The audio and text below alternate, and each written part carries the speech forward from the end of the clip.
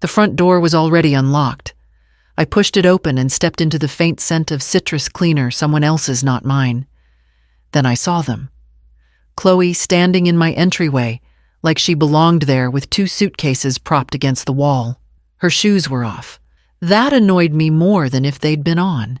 Jared's voice floated from the kitchen. I followed it.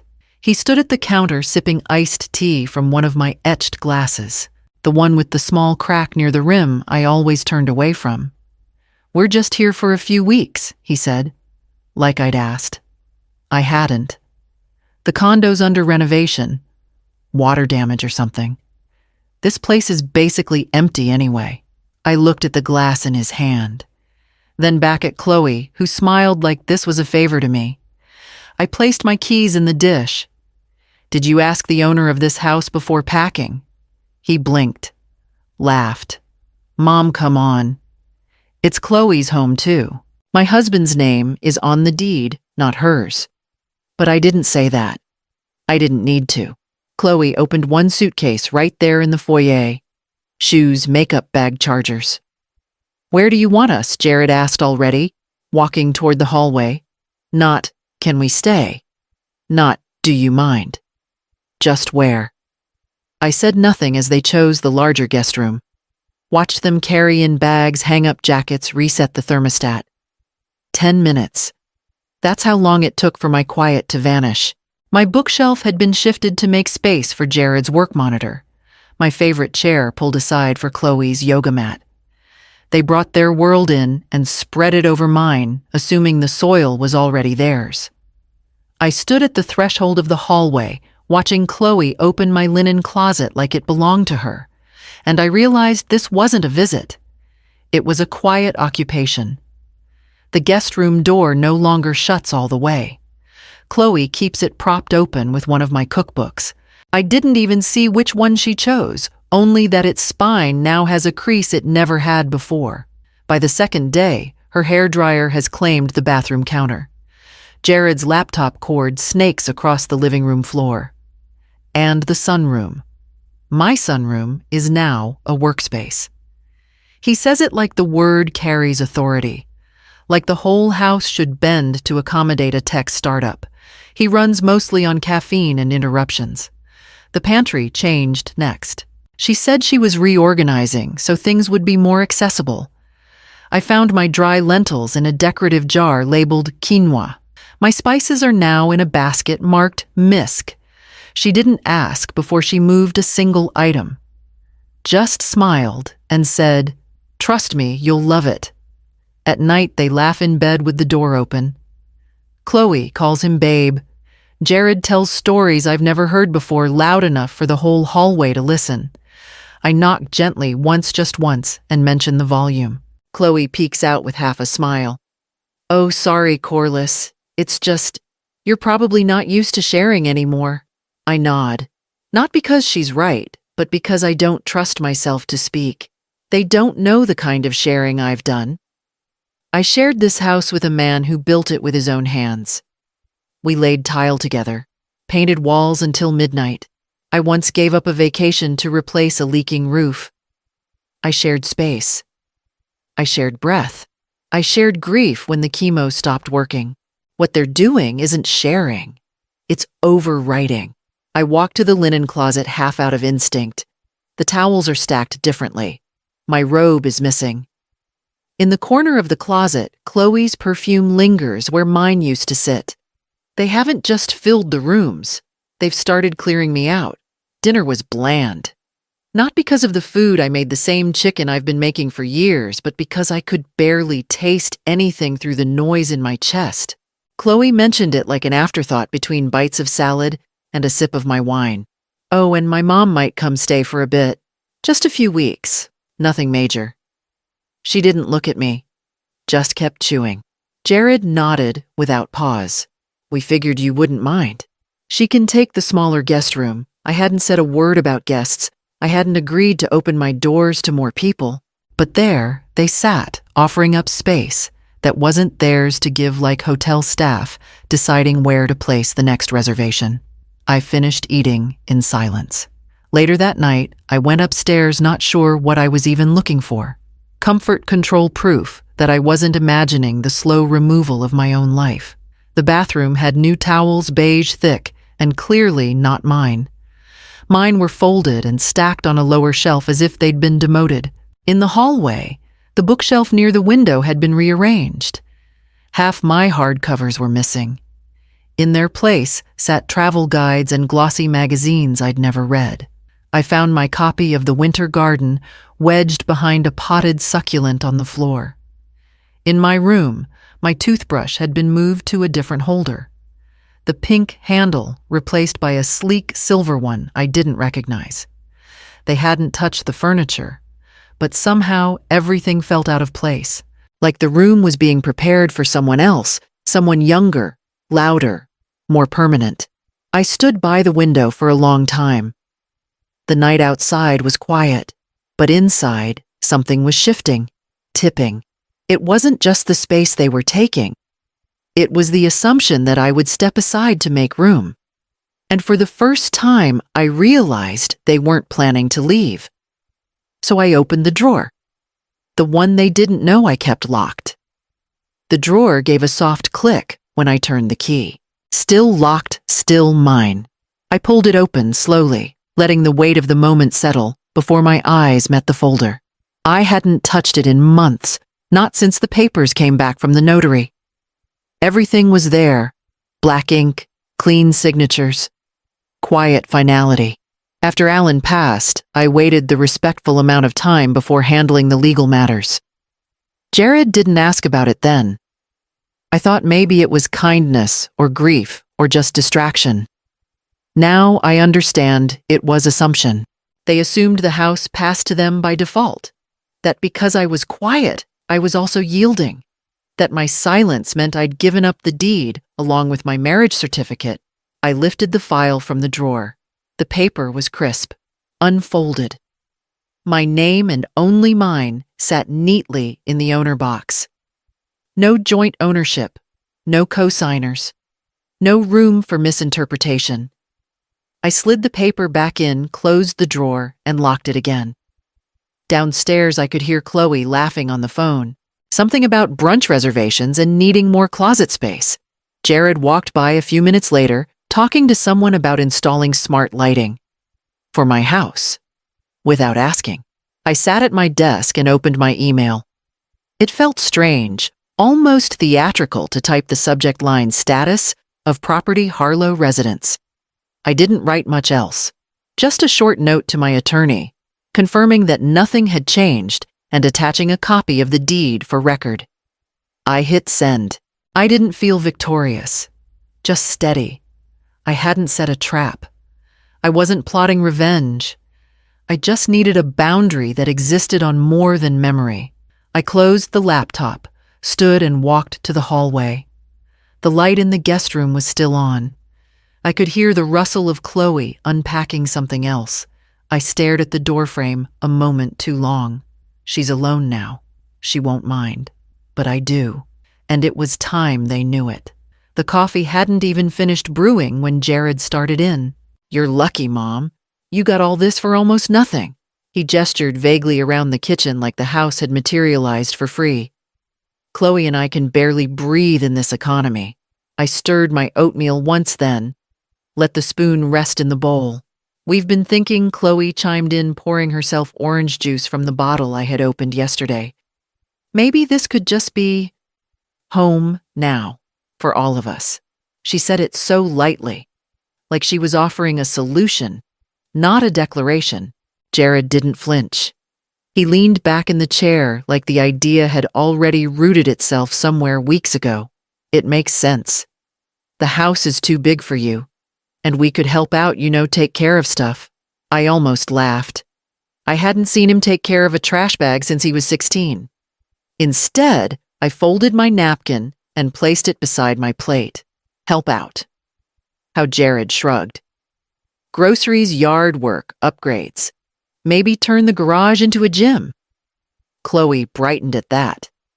"And we could redo the guest rooms, make them more functional. My mom could finally visit without feeling cramped." I stared at the countertop. The granite had a chip in the corner. Alan dropped a skillet once years ago. I never fixed it. Now I was glad I didn't. It reminded me what real living looked like. They didn't want to help. They wanted to inherit early without the inconvenience of waiting. I rinsed my bowl in the sink. Jared was already opening his laptop at the kitchen table. Chloe scrolled through paint swatches on her phone. They were talking about our home, but I was the only one who'd built it. The only one still paying the taxes. The only name on the deed. I dried my hands slowly, watching them both. They thought I'd lost my edge, but I still knew how to hold a line, especially when someone crossed it. The grocery bags were still cutting into my fingers when I noticed it. A new welcome mat at the front door, bright, bold, and trimmed in gold script. Chloe's last name spelled across the middle like a stamp of ownership. Not hyphenated, not shared, just hers. I didn't step on it. I shifted the bags to my other hand and nudged the door open with my shoulder. Inside, something felt colder, quieter. I walked toward the living room, already knowing I'd find it. And there it was, the mantle stripped of the framed wedding photo I'd placed there 2 decades ago. The one where Alan still had hair, and I wore a dress I sewed myself. In its place, a digital frame blinked to life, showing a loop of Jared and Chloe's honeymoon. Sand, cocktails, matching robes in a hotel mirror. I didn't ask where mine had gone. I didn't cry. I just stood there for a moment, letting the stillness wrap around me like armor. Then I turned and walked upstairs. The envelope was right where I left it, in the drawer under a stack of bank statements and warranty papers. The seal wasn't broken. The contents hadn't aged. I held it in my hands, felt the edges. No hesitation. Downstairs, I could hear Jared's voice echoing in the hallway. He was on a call, probably about Chloe's mom visiting next week. Probably deciding where she should sleep. I walked to my desk, sat down, and placed the envelope in the center. It looked small there, almost ordinary. But I knew what it carried. This wasn't about making a point. It wasn't about drama or confrontation. It was about drawing a line, one they hadn't thought I'd dare draw. This house isn't up for discussion. They were rewriting the story of this home, room by room, frame by frame. I had no intention of letting them finish the last chapter. So I opened my laptop and sent the email. The call to my lawyer was short, direct. We'd spoken before, months ago, when I first changed the deed. He remembered my voice right away. "It's time," I said. He didn't ask for context.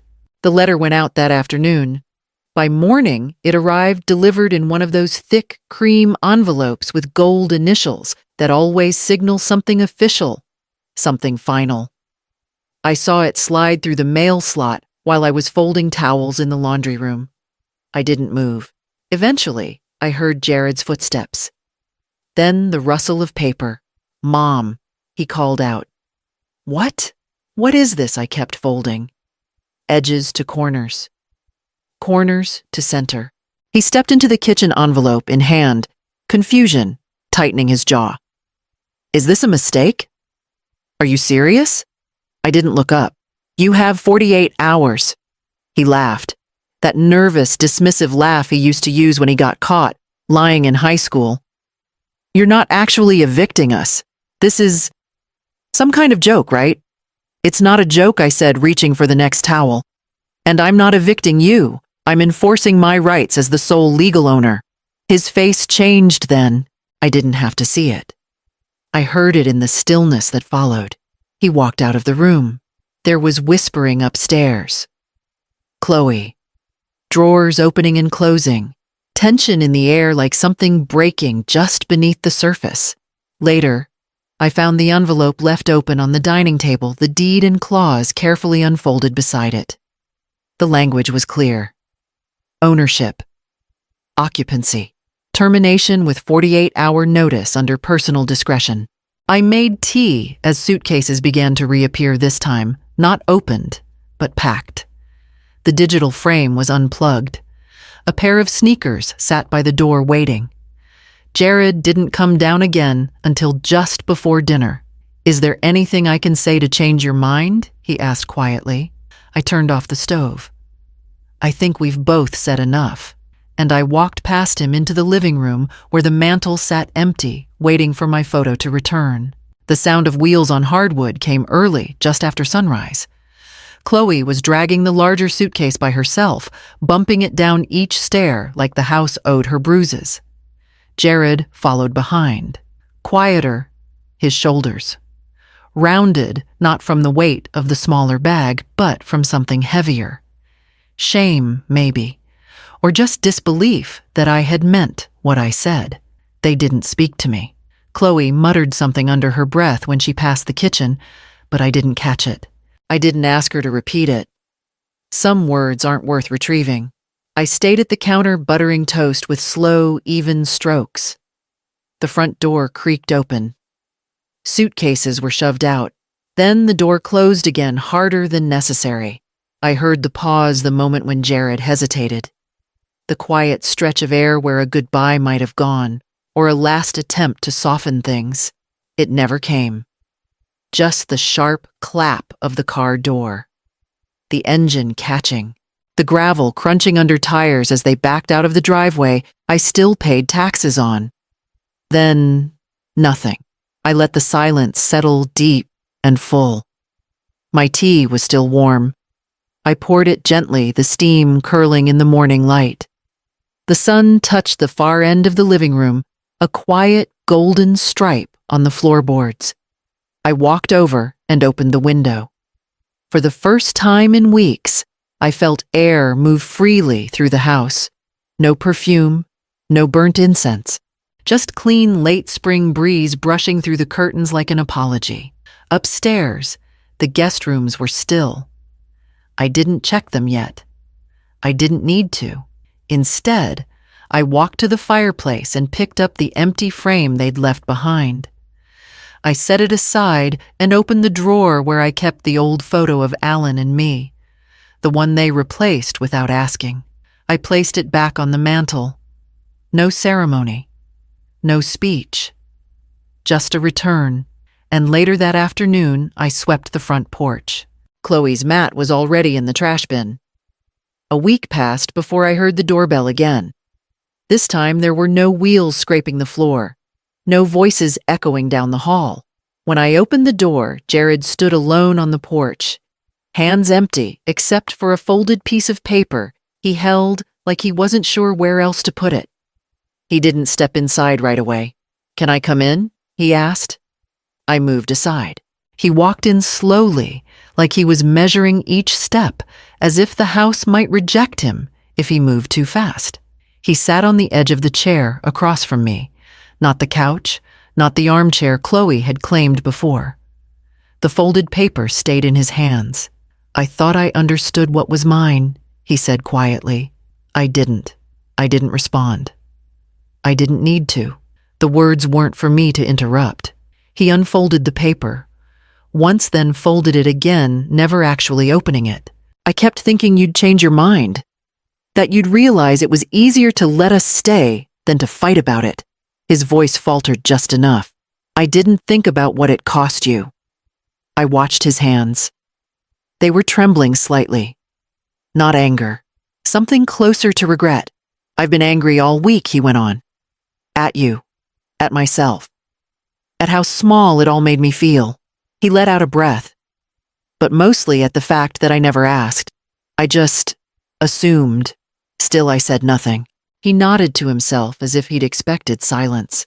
"I don't know if this fixes anything," he said, placing the folded paper on the table between us. "But I needed to say it. Without Chloe. Without excuses." He stood after that uncertain waiting. I remained seated.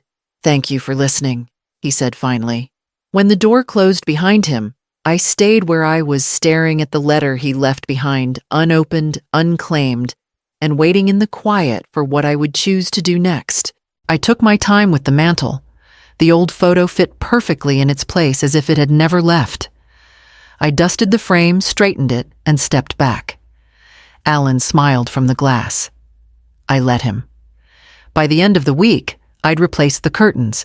Nothing extravagant, just linen with a simple stitch. They caught the light the way I liked. I planted basil and mint in the ceramic pots Alan once used for paintbrushes. The scent drifted in with the morning sun. The legal file went back into the drawer, sealed. Not because I needed it anymore, but because it had done what it came to do. It was no longer a threat, it was history, like the blueprint to a house already built. I printed a new copy of the book club list, called The Women. Thursday was back on. We gathered at the round table in the kitchen. Nora brought lemon tarts. Leslie spilled tea on a poem she didn't like anyway. We laughed, talked over each other, passed pages around like bread. Nobody sat in Chloe's old spot. No one asked where Jared was. They didn't have to. This wasn't a retelling, it was a resuming. Later that night, after everyone left, I walked through the house room by room, not inspecting, just reacquainting. The guest room was tidy, neutral. My robe hung back in the closet where it belonged. The air was still, not empty, just settled, like the house had been holding its breath and now, finally, exhaled. I brewed tea, sat in the chair by the window, opened a book I'd read before and didn't mind reading again. I didn't check my phone. I didn't wait for a knock or message or second apology. The quiet wasn't lonely. It was earned, and as the breeze moved through the herbs rustling leaves against glass, I felt it again, that steady knowing, the kind that anchors you without having to say a word. This is my house, and my name is the only one on the deed.